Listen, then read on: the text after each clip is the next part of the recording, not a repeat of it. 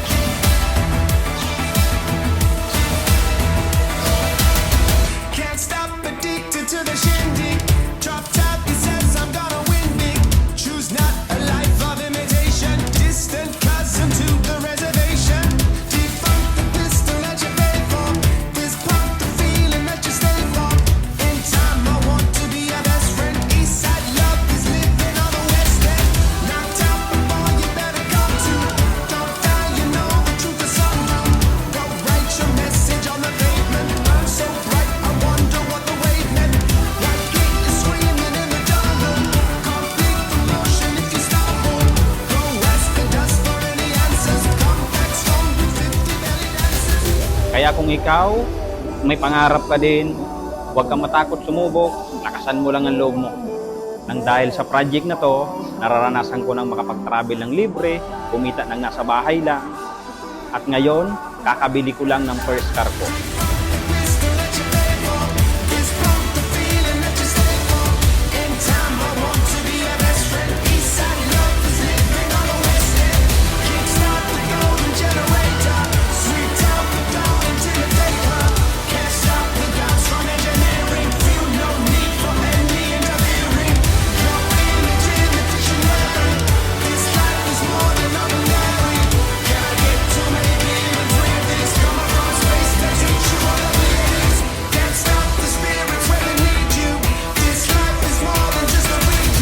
Kung nagawa ng kusinerong kagaya ko, kaya mo din.